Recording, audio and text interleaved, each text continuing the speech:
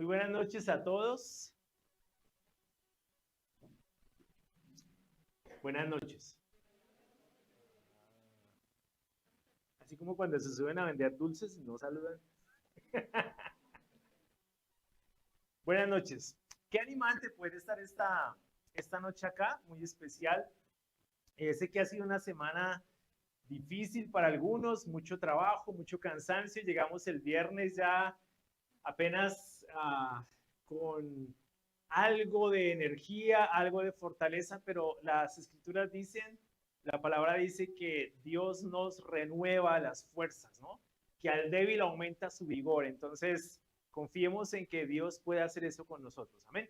Entonces, hoy vamos a tener un buen tiempo, vamos a estudiar las escrituras. El día de hoy vamos a estudiar, continuar con el estudio de Esdras. Hoy vamos a estudiar el capítulo 9 de Esdras. Vamos a hablar de Esdras 9 y el título de mi clase es La oración de Esdras. Así se llama, la oración de Esdras. Sencillo.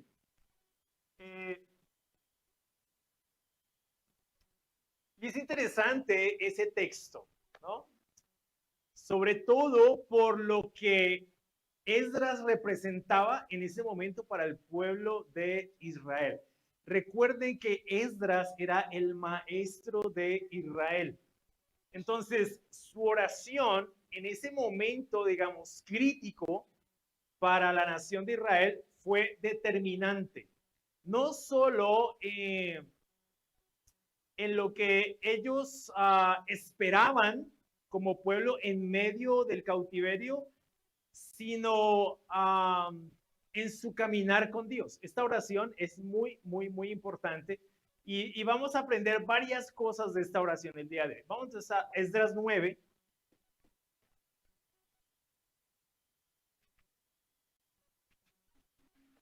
Esdras 9. Hoy está con nosotros, antes que se me olvide, una hermana que viene de la ciudad de Bogotá, se llama Constanza Ojeda, ella está por aquí, es una hermana de hace muchos años, entonces bienvenida. Aquí somos muy animados, lo que pasa es que están cansados. Esdras 9, dice la Biblia, vamos a leer la palabra de Dios, amén. Dice, acabadas estas cosas, se me acercaron los príncipes y me dijeron, o los jefes en otras versiones, el pueblo de Israel, los sacerdotes y los levitas no se han separado de los pueblos de las tierras y sus abominaciones, de los cananeos, hititas, fereceos, jebuseos, amonitas, moabitas, egipcios y amorreos. Versículo 2. Sino que han tomado mujeres de entre las hijas de ellos para sí y para sus hijos, y el linaje santo se ha mezclado con los pueblos de las tierras. Es más, la mano de los príncipes y de los gobernantes ha sido la primera en cometer esta infidelidad. Cuando oí de este asunto, rasgué mi vestido y mi manto y arranqué pelo de mi cabeza y de mi barba y me senté atónito.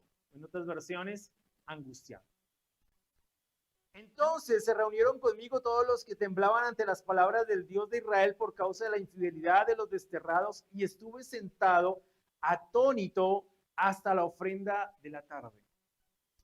Pero a la hora de la ofrenda de la tarde me levanté de mi humillación con mi vestido y mi manto rasgados y caí de rodillas y extendí mis manos al Señor mi Dios y dije, Dios mío, estoy avergonzado y confuso para poder levantar mi rostro a ti, mi Dios, porque nuestras iniquidades se han multiplicado por encima de nuestras cabezas y nuestra culpa ha crecido hasta los cielos.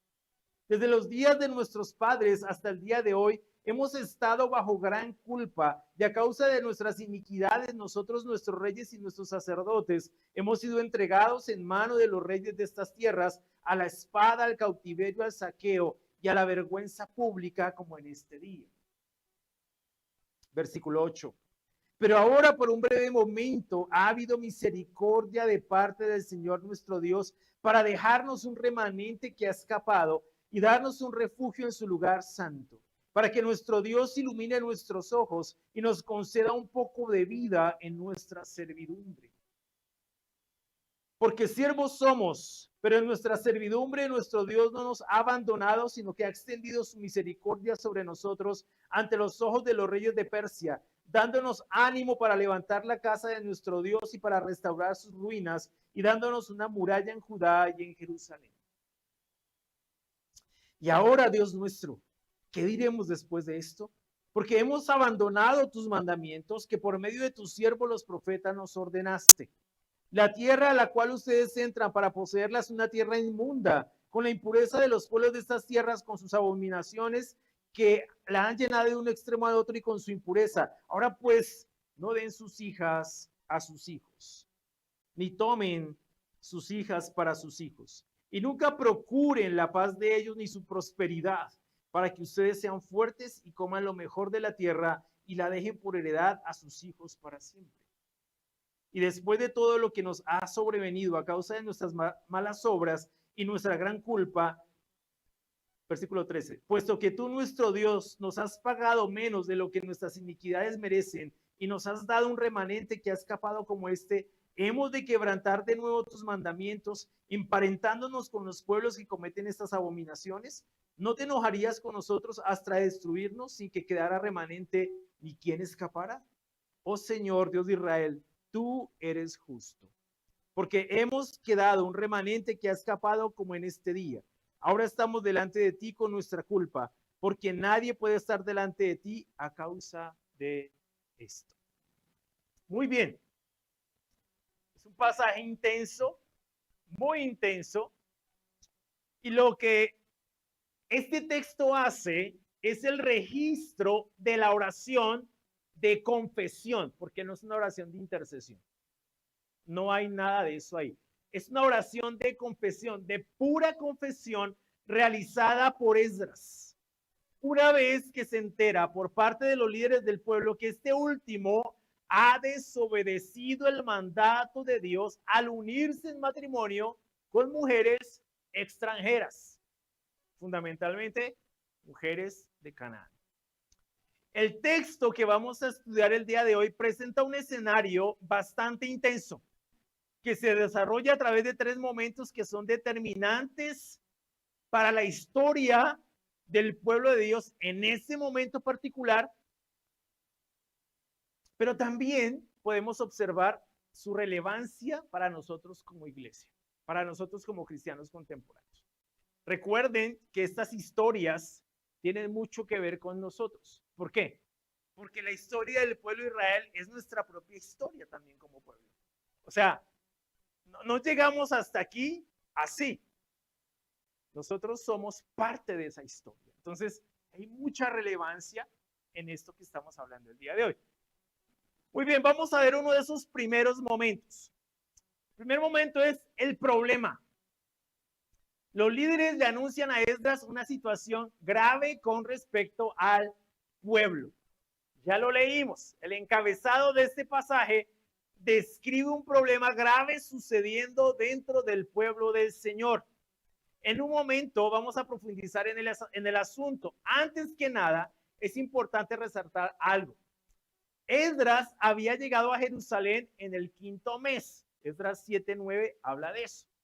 Las medidas para resolver el problema que le informan los jefes o los príncipes de Israel de los matrimonios mixtos, que es lo que se está dando entre el pueblo, ocurren en el 9º mes, es decir, 4 meses después que Esdras se entera. Y lo vamos a ver en Esdras 10:9, la próxima clase.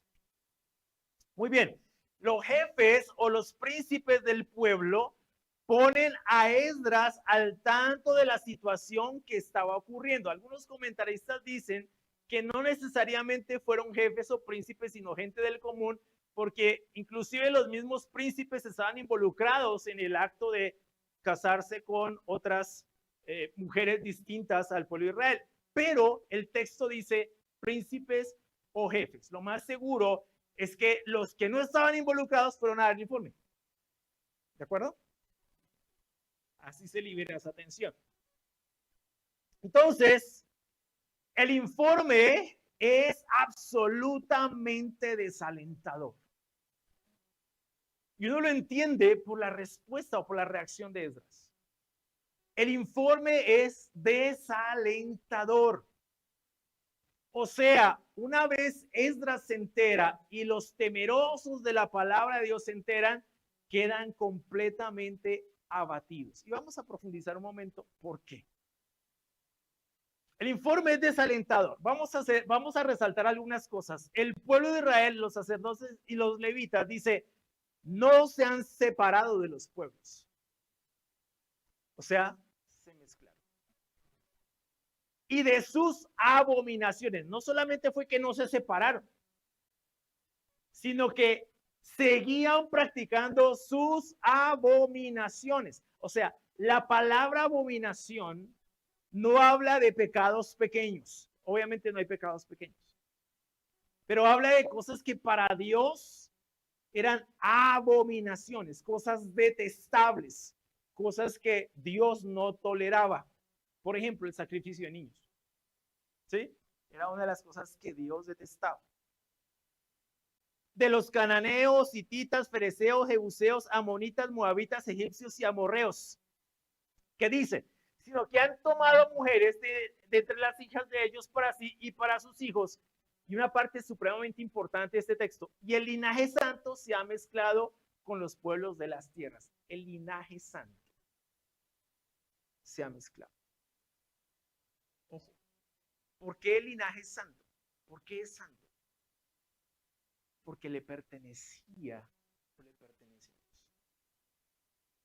Su pueblo le pertenece y al pertenecerle lo hace santo. ¿En virtud de qué? De su santidad. No porque el pueblo fuera santo por sí mismo. No había esa posibilidad. El pueblo era santo en virtud de quien era su dueño. En este caso, Dios. Dios hace santo a su pueblo. Y ellos mezclan ese linaje con los pueblos de estas tierras.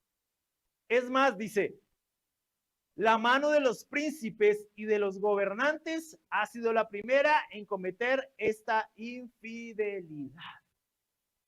O sea, empezó por la gente influyente de la nación. La gente que debía temer principalmente a Dios y debía tener en cuenta estas cosas, estos mandamientos, fue la primera en desobedecer. Y evidentemente, si ellos desobedecen, el resto también se justifica. Esa es una de las responsabilidades éticas del liderazgo o de los gobernantes. Y eso pasó también, por ejemplo, en Números 13. No sé si han leído Números 13, cuando Moisés envía a 12 espías, entre ellos Josué y Caleb, a explorar la tierra prometida y a traer un informe, ¿no? Ellos regresaron con el informe, pero 10 de estos jefes, 10 de estos líderes, dieron un informe supremamente fatalista. No, allá hay gigantes, esa tierra se come la gente, allá no debemos ir. Josué y Caleb dieron un informe distinto. Estos hombres vieron los problemas, Josué y Caleb vieron a Dios por encima de los problemas o de las circunstancias. ¿Y qué informe fue el aprobado? El de Josué y Caleb. No el de la mayoría, el de Josué y Caleb. ¿Sí? Y estos 10 hombres desanimaron al pueblo. Lo desanimaron. Cuando Josué y Caleb intervienen, la cosa cambia. Pero estos 10 hombres desanimaron al pueblo. Entonces, ese tipo de historia las vemos frecuentemente, especialmente en el Antiguo Testamento. Líderes que no caminan con Dios y terminan desviando al pueblo. Lo vemos en Jeremías, por ejemplo. Muchos profetas diciéndole al pueblo que Dios no los iba a exiliar. ¿Qué era lo que decía Jeremías en ese texto? No, cuando ustedes leen el libro de Jeremías, estos profetas prometían paz y prosperidad al pueblo, que todo iba a salir bien. que no iba a haber ningún problema. Y cuando ustedes examinan Jeremías 23, Dios dice, yo no envío a esos profetas. Ellos solamente cuentan sus sueños y sus visiones, pero yo nunca les hablé. Y él dice, el profeta que tenga un sueño, que diga que es un sueño, pero que no lo haga pasar como mi palabra, ¿no? Pero el que tenga mi palabra, el que reciba mi palabra, ¿qué dice? Que la proclame con fidelidad. ¿Y qué hicieron todos esos profetas? Porque Jeremías era un profeta solitario. ¿Qué hicieron estos profetas? Desalentar, o sea, desviaron al pueblo de la adoración a Dios. Se confiaron en que eso no iba a pasar. Y pasó. Y lo que vemos aquí es resultado precisamente de ese cautiverio. Entonces, estos príncipes que hicieron fueron los primeros en cometer, y los gobernantes, esta infidelidad. Ahora bien, es notable, por ejemplo, que Malaquías, quien profetizó casi por el mismo tiempo que de Esdras, llevaba a cabo su misión, o cuando Esdras llevaba a cabo su misión, registra que algunos judíos se habían roto su matrimonio para casarse con las hijas de un dios extranjero. Malaquías 2:10, vayan a Malaquías 2:10, o vamos a Malaquías 2:10. Y vamos a ver lo que dice. ¿No tenemos todos un mismo Padre? ¿No nos ha creado un mismo Dios? ¿Por qué nos portamos deslealmente unos contra otros, profanando el pacto de nuestros padres? Nuevamente, ¿cuál era el problema? Infidelidad.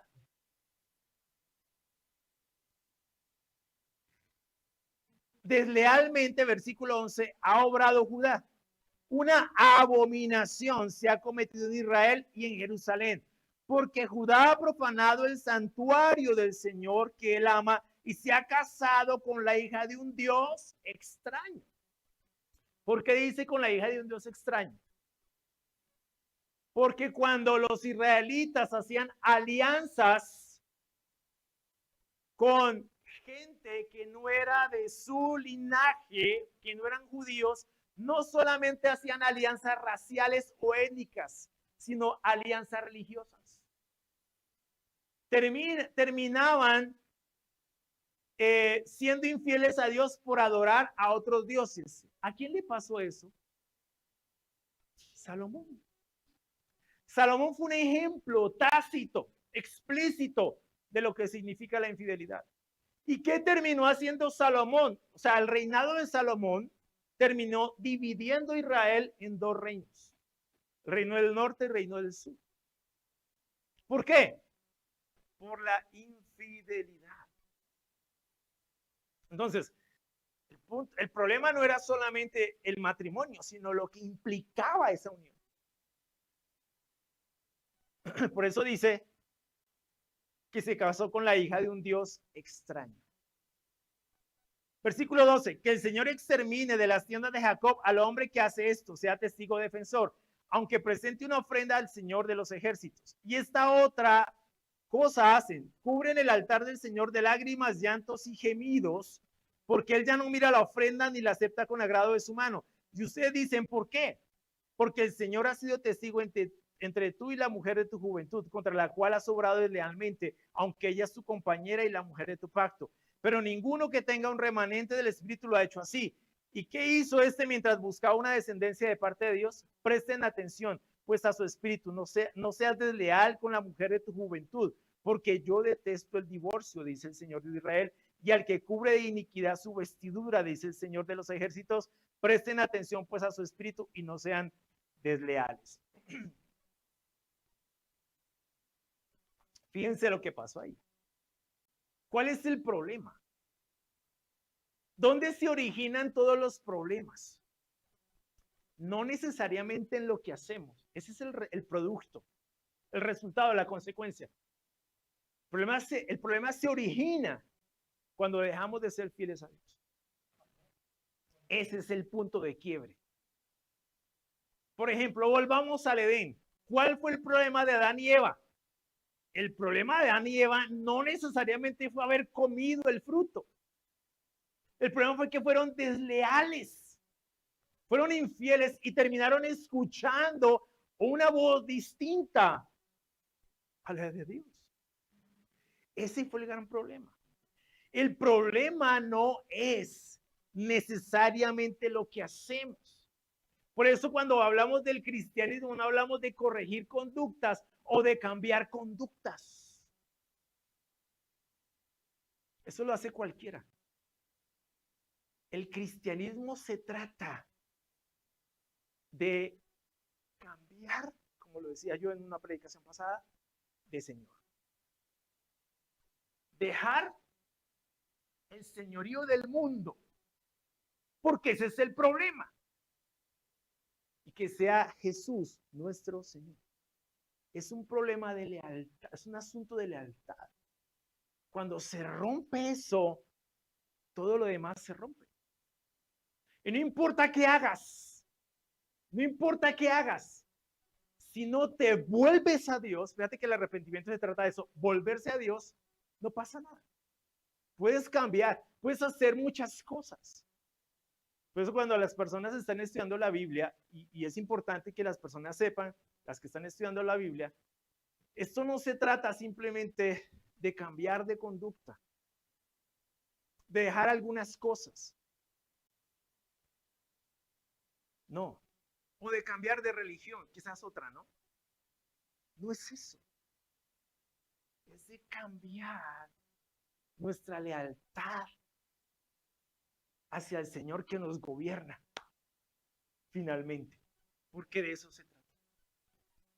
Es volvernos a Dios y que Él sea nuestro Señor. Cuando eso pasa, créanme, estén por seguros que todo lo demás cambia. A veces sin que te des cuenta. Y ya no, porque cuando uno cambia, se trata del cambio que uno hace, finalmente. Y uno mismo puede ajustar esos cambios. Esto no es tan malo, yo lo hago, porque es mi ética personal. Pero cuando tú eres fiel a Dios, la cosa es distinta. Tu vida tiene que regirse por una ética completamente diferente.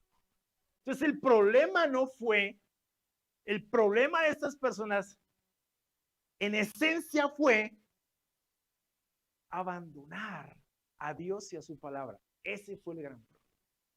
Y es un problema de todos los tiempos. Eso no es un problema solamente del pueblo de Israel. Jesús hace lo mismo con los fariseos en Marcos 7 y en Mateo 15. Dice, en vano me adoran, su corazón está lejos de mí. Eso es lo que tenemos nosotros que revisar. Nuestra devoción. ¿A quién adoramos? Porque terminamos pareciéndonos a lo que adoramos. Ese es el punto. Terminamos pareciéndonos a lo que adoramos. Todo lo demás en nuestra vida se configura alrededor de quién es nuestro Señor. Así se configura. Y eso fue lo que pasó con estas personas. A Esdras no, lo que más le dolió a Esdras, y ahorita lo vamos a examinar, no fue en sí los matrimonios, sino que abandonaron a Dios. Eso fue lo que más le dolió. Esa era su tristeza, esa era su abatimiento.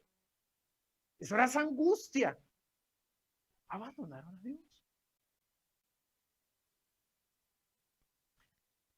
Y necesitamos pensar en esto, mis hermanos, porque a veces pensamos que obviamente el pecado es un problema y es un problema grave. Pero el pecado tiene poder en nosotros en la medida en que Dios no nos gobierna. En que Dios no es nuestro Señor. En esa medida, el pecado en nosotros tiene poder. De lo contrario, no. De lo contrario, no. Entonces el asunto es a quién adoramos. Ese es el punto. Todo lo demás se configura alrededor de esa convicción fundamental. ¿Quién es nuestro Señor? ¿Quién nos gobierna? Por eso, Mateo 6:33 dice, pongan el reino de Dios primero y todas las demás cosas les serán añadidas. ¿Qué es el reino de Dios primero? La palabra en griego es basilea. que más que reino es imperio. Pongan el imperio de Dios primero, el gobierno de Dios primero, el reinado de Dios primero, y lo demás les será añadido. El reino no habla de un lugar, habla de una persona. De una persona. Siempre ha sido así. Una persona. Hoy hablamos con mi esposa acerca de eso, de por qué los israelitas pidieron un rey. Y es interesante porque piden un rey después del oscurantismo en Jueces. Y ella me decía, está aprendiendo mucho, ella me decía, lo que pasaba era que la gente se cansó de que los gobernaran caudillos como los que los gobernaron. Gente inmadura, infiel, pecadora, viciosa. Gente como Sansón. Se cansaron tanto de eso que le pidieron a un rey diferente a ellos. Obviamente pecaron pidiendo un rey, pero estaban cansados de esa situación. Es interesante. Pero en lugar de buscar que Dios fuera su rey, pidieron un rey como las demás naciones. Pero el pueblo estaba agotado. ¿Por qué?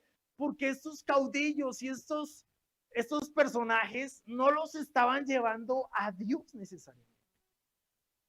Y generó un caos mucho más profundo. Mis hermanos, hay algo muy importante. Y los amigos que nos visitan, que están estudiando la Biblia.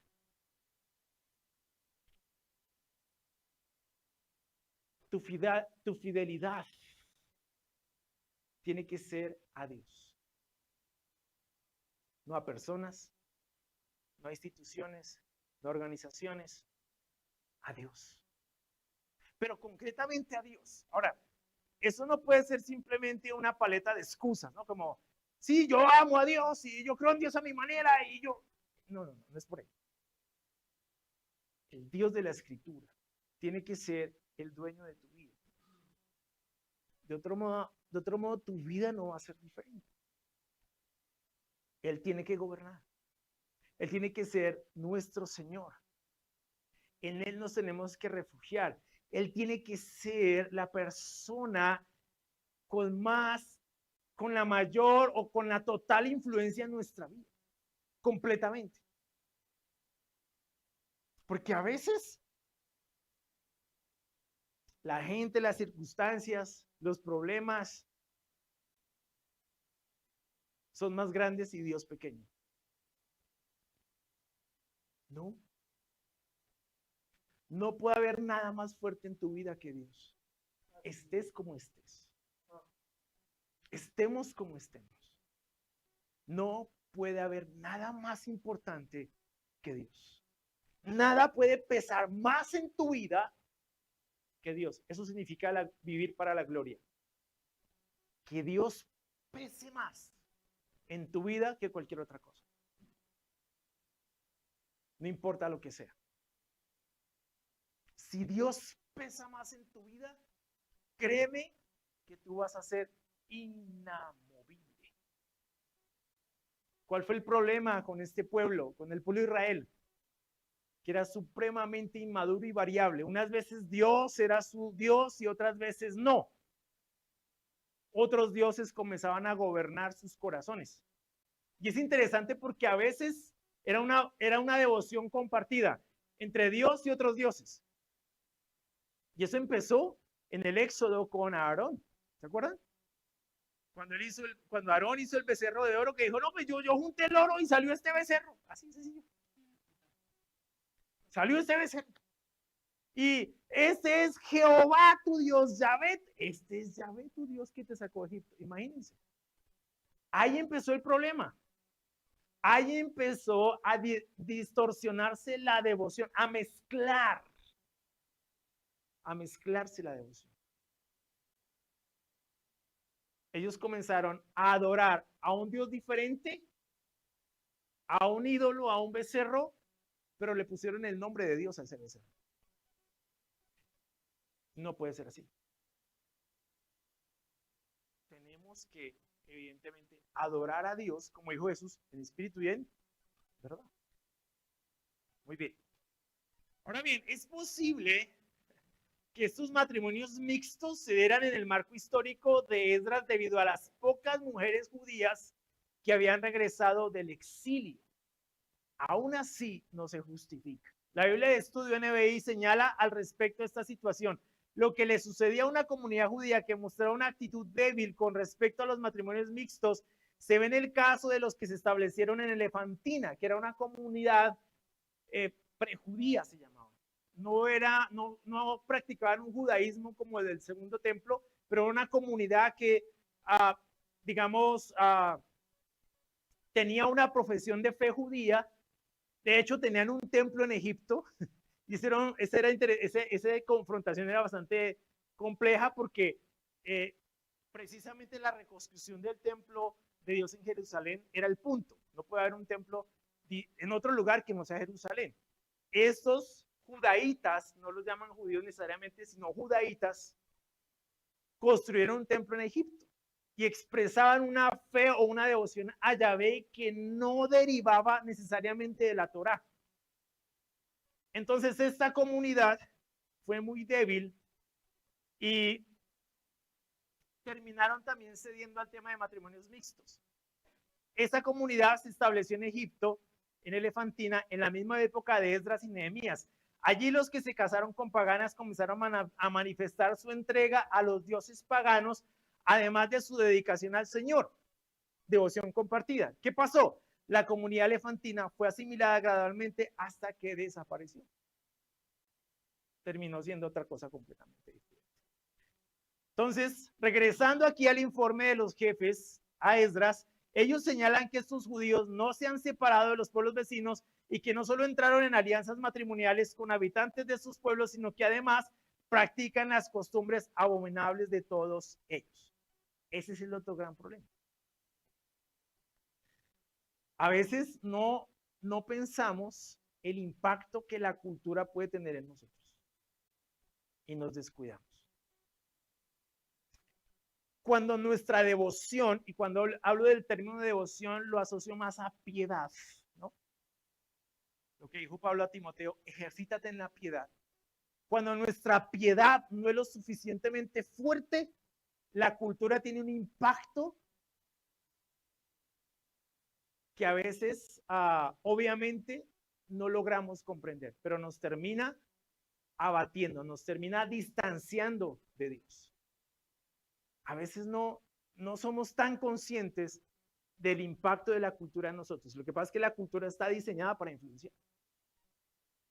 Está diseñada para eso. Y eso fue lo que pasó con estas comunidades. Por eso Dios les advertía, no se mezclen, no se mezclen, no se casen. Se casan con estas personas y no solamente se casan, sino que van a terminar adorando a otros dioses y estos dioses los van a separar de mí. Fundamentalmente era eso. Pero ellos no hicieron caso. Esas culturas, lógicamente, eran supremamente atractivas. Sus cultos, sus ritos, sus liturgias eran supremamente atractivas. Eran muy místicas. Y terminaron atrayendo a muchos judíos, al punto de abandonar su fe en Dios. Claro, desconocieron, a sabiendas de que Dios les había hablado de estas cosas, desconocieron el impacto y la influencia que la cultura tuvo sobre ellos y que podía tener. Ahora, piensen de esta manera. Si le pasó a Salomón, que fue uno de los reyes más sabios en la antigüedad, que no había uno como él, que gente de todas partes venía a escuchar su sabiduría. Y tenemos los proverbios de Salomón, Cantar de los Cantares. Si esas culturas tuvieron la capacidad de influenciar a Salomón de esa manera, imagínate. Claro, la devoción a otros dioses, que no es el Dios de Israel, termina socavando profundamente la fe. Y es una alerta también para nosotros hoy en día. La cultura sí tiene un impacto sobre nosotros, lo va a tener, lo puede tener, Y de hecho lo está teniendo. Cuando nosotros estamos más influenciados o más expuestos a la cultura, tenemos más posibilidades de ser influenciados. Vamos a parar aquí, vamos a pararnos y hacemos un movimiento. Parémonos. Y los noto cansados. Eso, nos movemos, tin, tin. Ya. Pausa activa se llama eso. ¿Ya? Eso. ¿Listo? 10 segunditos, ya. Eso. Podemos volver a sentarnos y retomamos. Listo.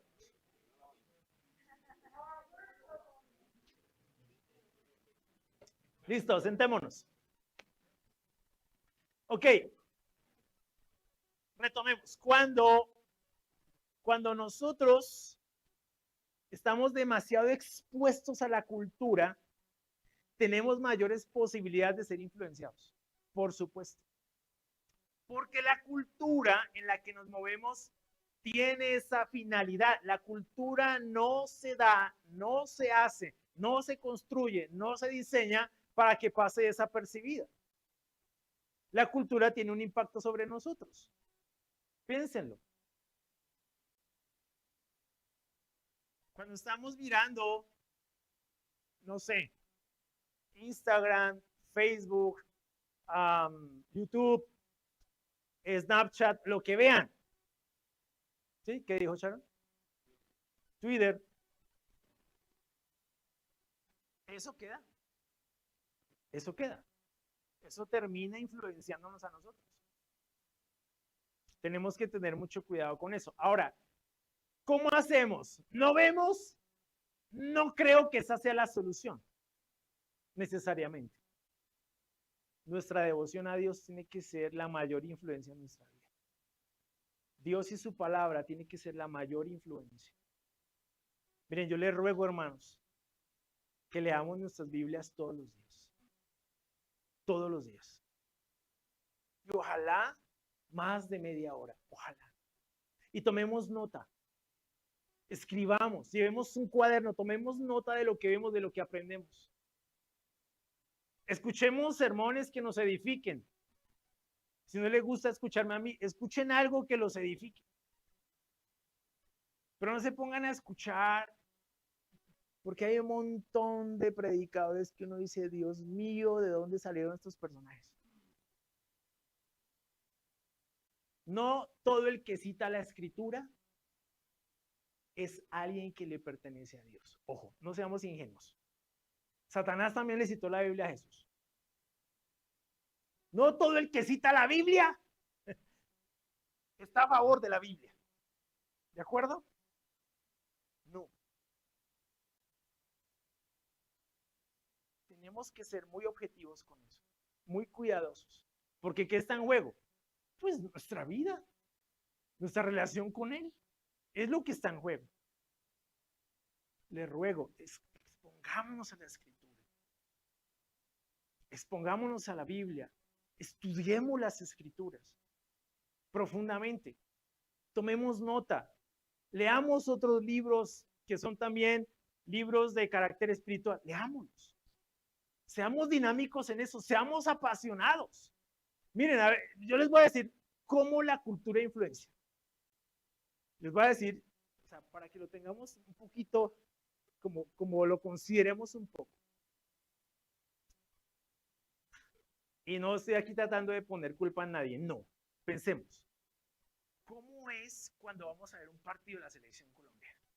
Entonces nos ponemos la camiseta y vamos y no sé qué, y cuando hacen un gol, ¡guau! Solamente para que lo pensemos. De hecho, los equipos de fútbol tienen grupos de alabanza, ¿sabían?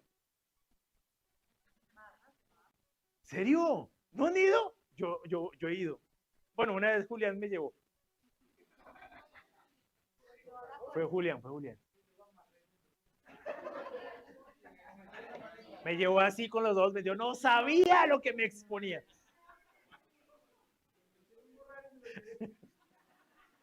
Póngale cuidado. De repente, yo estoy ahí en el partido, ¿no? Estoy mirando el partido. De repente, volteo a mirar y hay un grupo de personas con la camiseta del Nacional, con tambores, con trompetas, con un montón de cosas. Y la gente cantando esas canciones. Y uno dice, ¿y qué dicen esas canciones? Todas hacia el Nacional.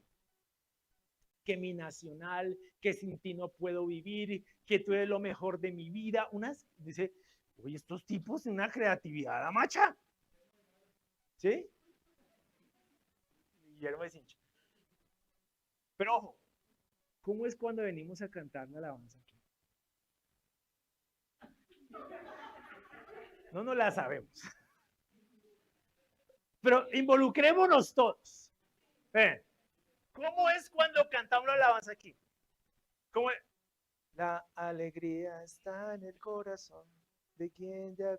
Y a veces escasamente mueven los labios.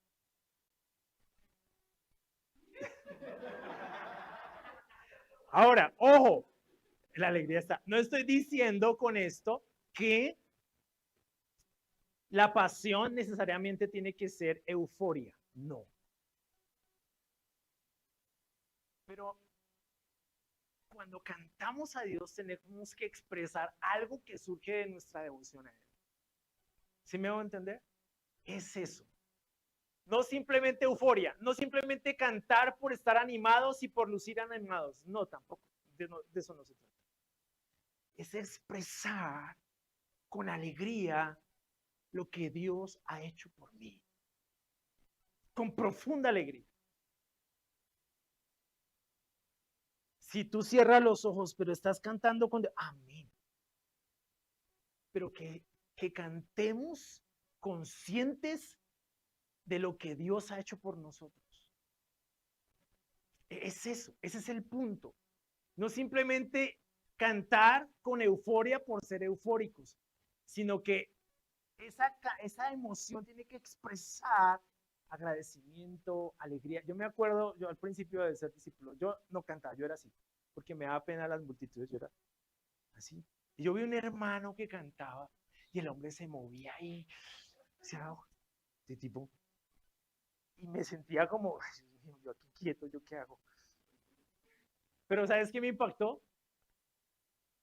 Lo can Yo le pregunté, ¿tú por qué cantas así? Y dice, hermano, porque es que mi vida no volvió a ser la misma. Y yo quiero agradecerle a Dios. Y a él no le daba pena que lo estuviera mirando.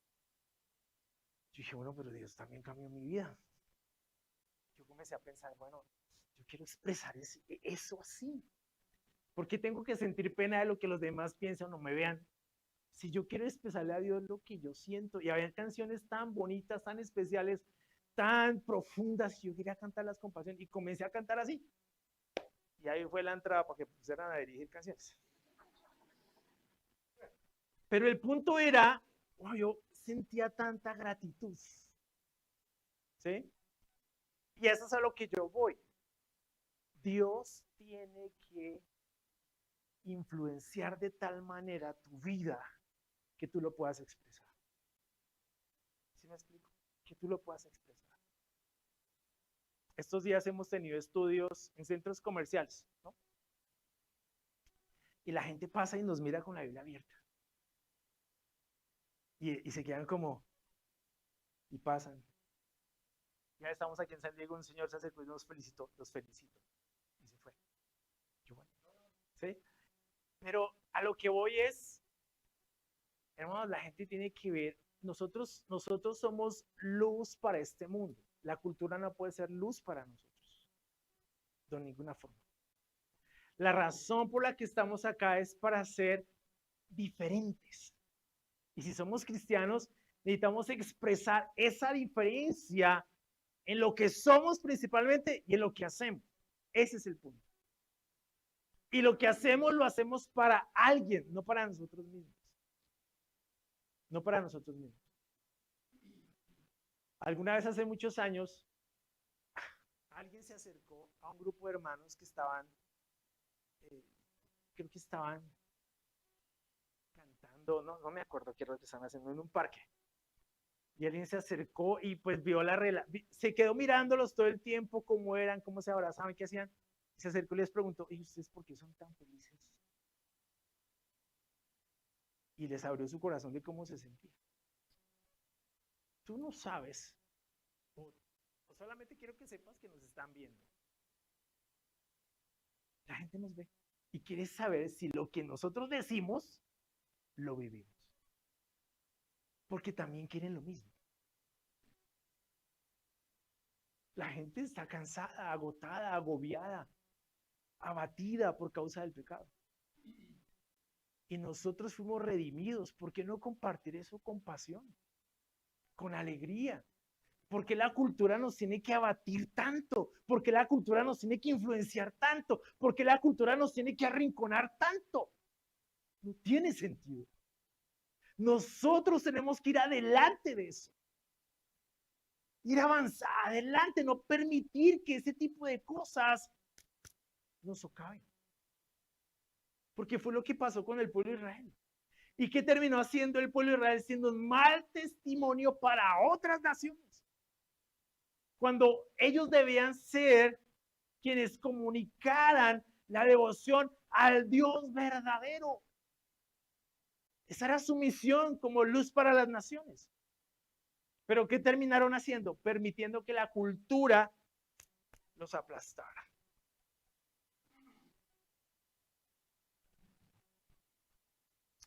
Y es interesante porque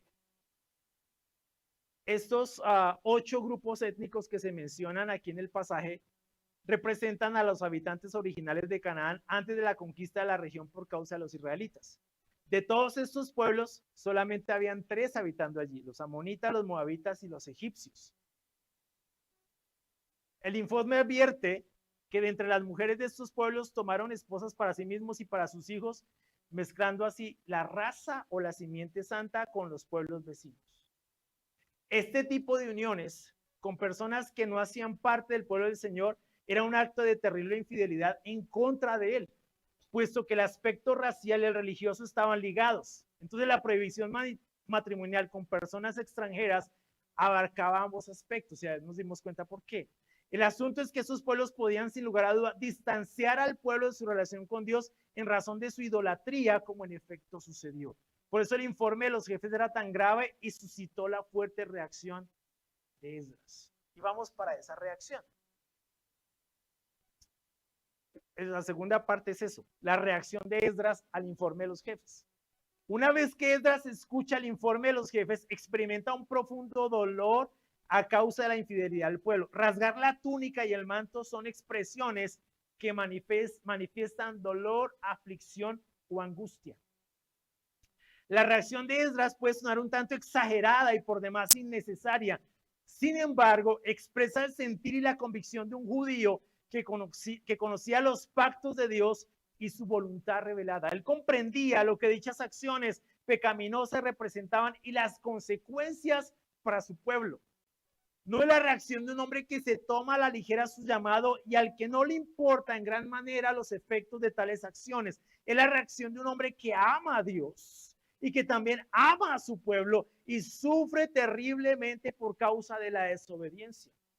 Otras versiones subrayan que Esdras se postró en extremo angustiado, que significa estar horrorizado o estupefacto.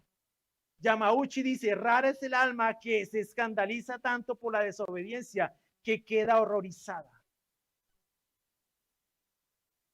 Pero Esdras no estaba solo en la preocupación y la angustia. Junto a él se reunieron todos los que temblaban ante las palabras del Dios de Israel por causa de la infidelidad de los desterrados. El pasaje pone de relieve que Esdras continúa angustiado hasta la hora del sacrificio de la tarde, o sea que esa noticia la recibió en la mañana. En parte, dice Paul, por el dolor y la vergüenza por el pecado, y en parte por temor a algún juicio grande y terrible que esperaba y temía por él. Esa era la angustia de Esdras. Reflexionando en la actitud de Esdras y de las personas que se reunieron alrededor de él y que también estaban en extremo angustiadas por el pecado de Israel, estoy convencido que es la forma en que un cristiano debe responder frente al pecado de sí mismo, de la iglesia y de la sociedad. No se trata de escandalizarse, sino de entender lo terriblemente malo que es el pecado, lo terriblemente malo que es la infidelidad a Dios y por supuesto las consecuencias que esto trae consigo. La razón del cautiverio babilónico y la opresión que Israel había sufrido por tantos años y de tantas formas fue precisamente a causa de la idolatría con la que fueron infieles al Señor.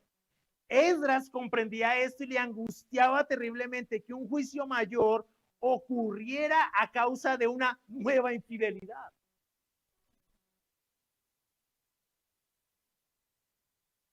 No se debe doler en gran manera lo que el pecado puede causar en nuestra vida, en la vida de la iglesia y en la vida de la sociedad. Nos debe doler profundamente.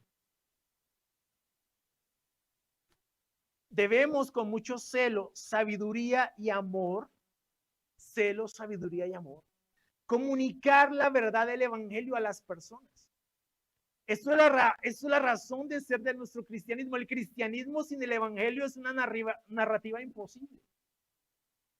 Pero hoy muchos predican un cristianismo sin evangelio,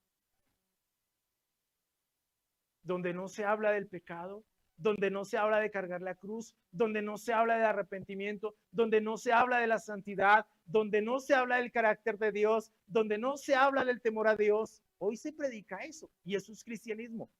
Con mucha pena lo digo, no es cristianismo. Es todo menos cristianismo. Fuimos rescatados de la vida absurda que heredamos para que anunciemos las virtudes de aquel que nos llamó de las tinieblas a su luz admirable. Para eso fuimos rescatados. Para eso fuimos redimidos.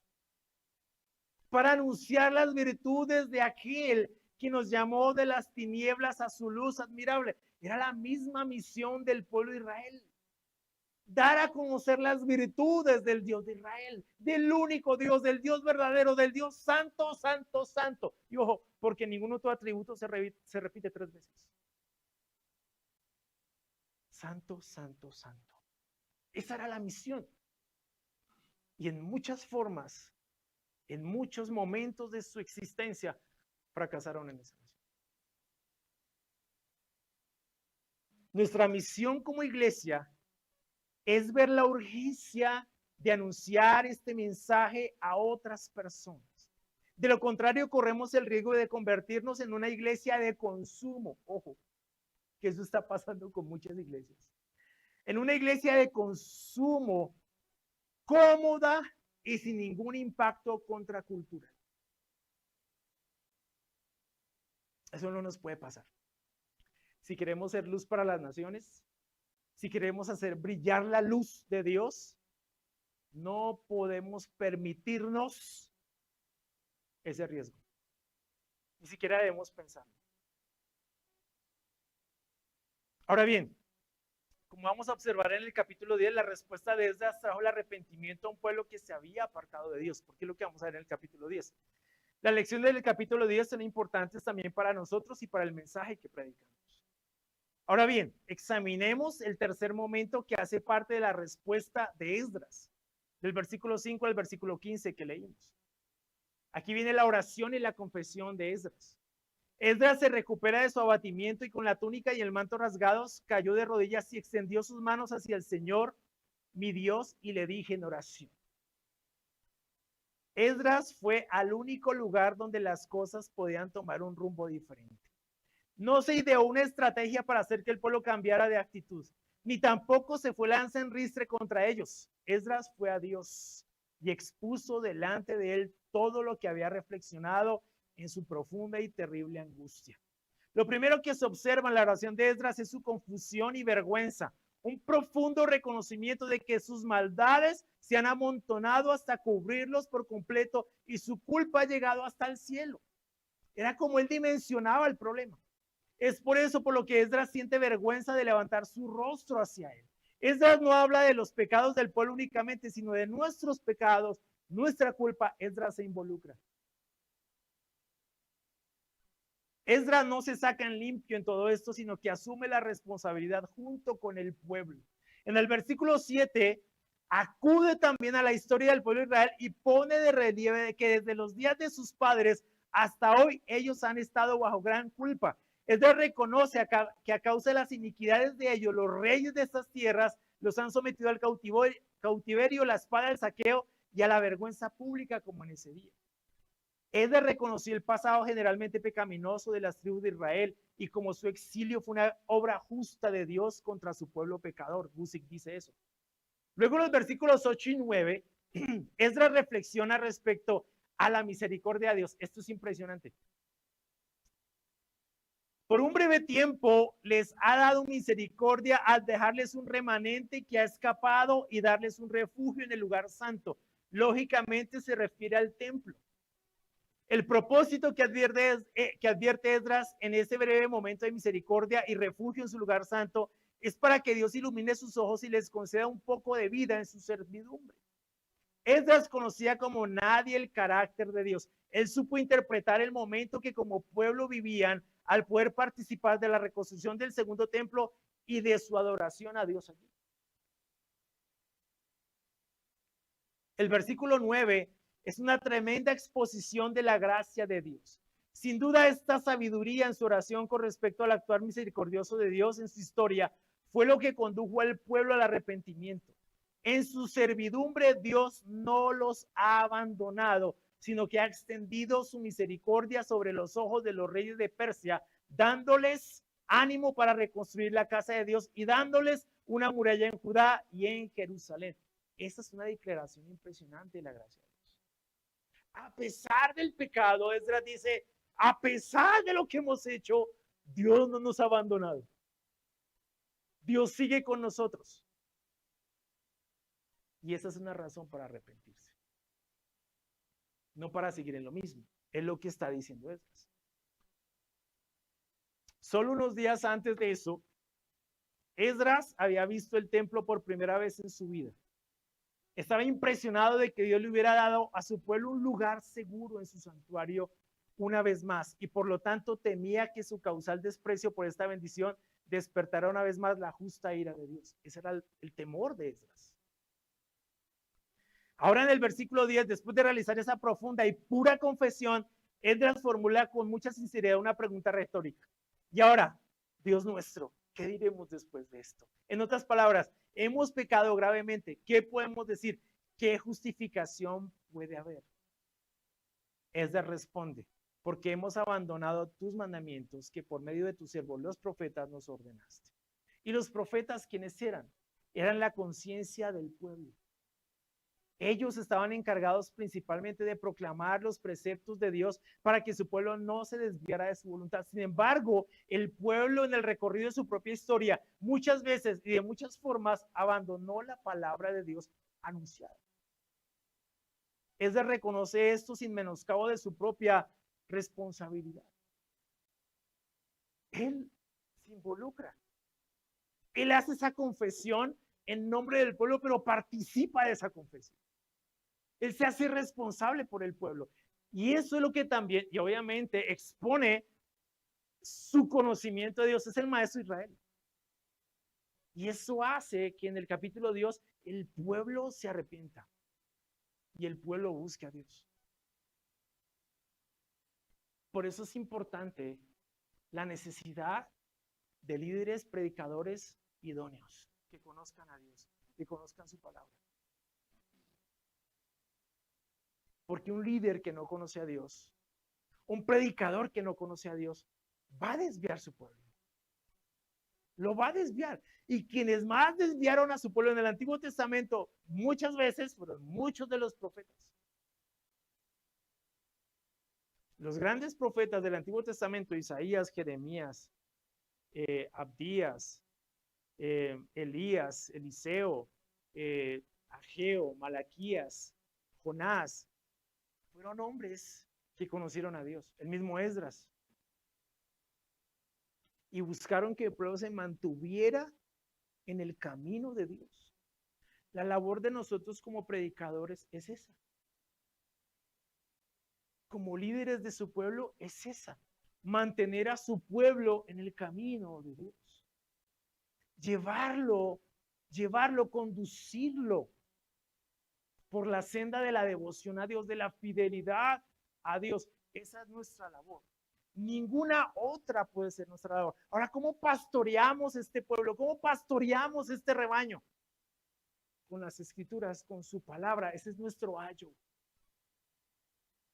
para pastorear su pueblo. No es otro.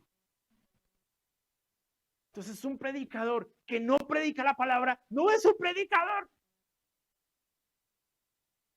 Y profetizar no es adivinar el futuro a nadie. Lo siento por las personas que van a ese tipo de lugares.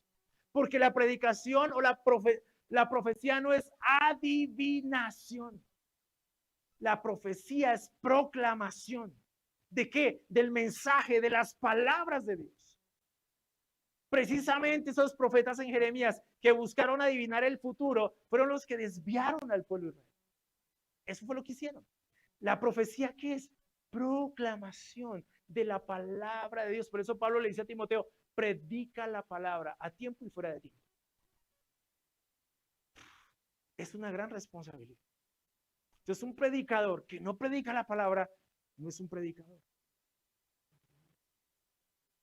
No lo es. Es un animador, es un orador motivacional, pero no es un predicador. Un predicador es un hombre de Dios, un hombre que camina con Dios, un hombre que está en el consejo de Dios, que escucha a Dios y luego proclama sus palabras, para que el pueblo se mantenga en ese lugar. Eso es una gran responsabilidad. Y cada una de las personas que nos paramos cada domingo a hacer o Santa Cena u ofrenda, predicación, bienvenida, anuncio, lo que sea, tenemos que mantener eso en mente. Estamos conduciendo al pueblo, a la iglesia, a la devoción a Dios, no a otro lugar. Estamos animando, inspirando, fortaleciendo, educando, reprendiendo, corrigiendo, amonestando, aconsejando, instruyendo al pueblo para que se mantenga en el lugar donde Dios lo puso. Esa era la labor del profeta. En los versículos 11 y 12 no se menciona solo un pasaje del Antiguo Testamento con respecto a la prohibición de casarse con otras mujeres que no fueran del pueblo, sino varios que consignan de forma tajante las prohibiciones en cuanto a su relación con los pueblos de la tierra prometida y las admoniciones de los profetas. Por ejemplo, Deuteronomio 7:3, Deuteronomio 11:8 y 9, Deuteronomio 23:6, Isaías 1:19, donde insta Isaías a la gente a obedecer, Ezequiel 37:25.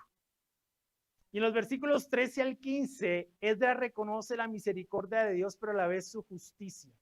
Cada declaración establece no solo estas perfecciones de Dios, sino su propia responsabilidad frente a su pecado. ¿Cómo es posible que volvamos a quebrantar tus mandamientos? Es lo que dice Esdras. ¿Cómo es posible, después de todo lo que has hecho por nosotros, cómo es posible que volvamos a quebrantar tus mandamientos?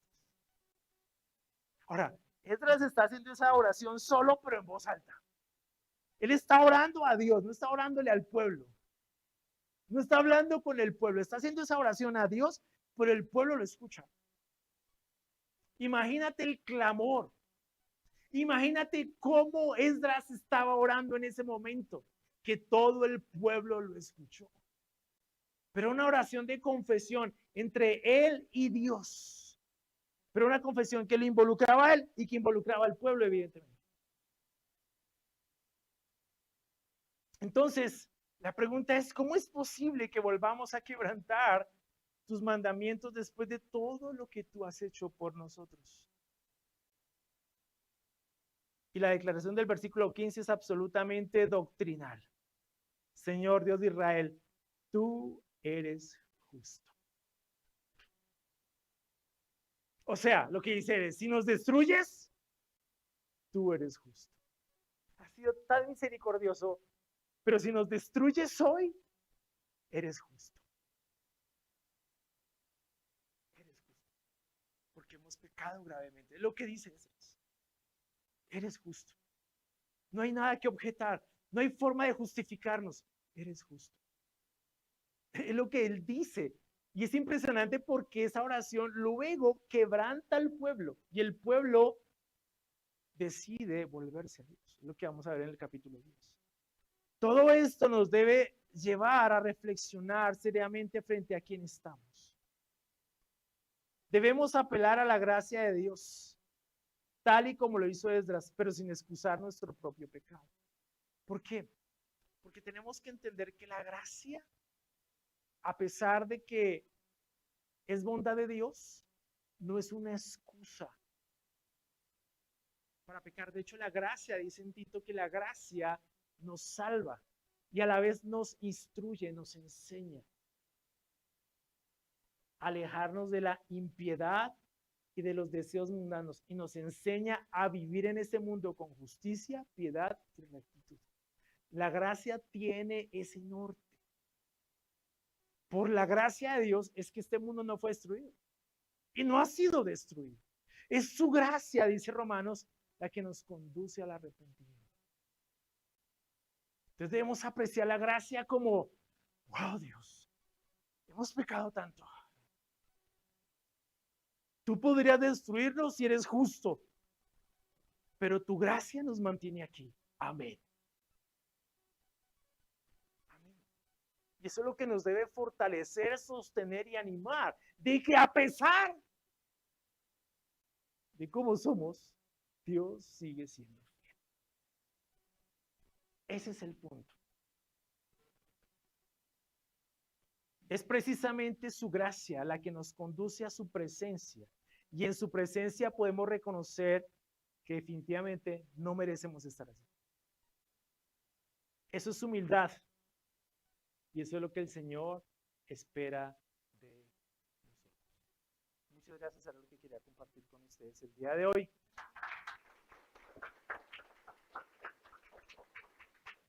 Vamos a orar por la ofrenda, ¿sí? Padre, gracias por esta noche, mi Señor. Gracias por el privilegio, mi Señor, de escuchar tu palabra, por el privilegio de aprender de tu palabra, Señor. Gracias por esa gracia tuya, mi Señor, esa misericordia tuya. Señor, no merecemos estar aquí, no somos dignos de estar en tu presencia, pero tú nos has acogido en tu seno amoroso, Señor, en tu presencia llena de gracia. Y te oramos, Señor, para que perdones nuestros pecados y para que nos ayudes, nos fortalezcas, Dios mío. Fortalezca nuestras manos cansadas, nuestras rodillas debilitadas, para que nuestro pie y nuestro caminar sanen. Te oro tanto por eso, te oro tanto porque nos sigas fortaleciendo, porque nos sigas ayudando a entender, Señor, tu voluntad, tu gracia, tu misericordia, tu justicia, tu celo y tu santidad, Padre. Gracias por la oportunidad de estar aquí. También te oro, Señor, que bendiga la ofrenda que vamos a tomar el día de hoy. Gracias también por la generosidad que nos das para poder dar, porque nos das con generosidad para que nosotros también podemos dar con generosidad y con alegría, Señor. Gracias por eso, te pido que bendiga la ofrenda y que la podamos administrar de la mejor forma posible. Te agradecemos por todo el nombre de Jesús, Dios mío. Amén.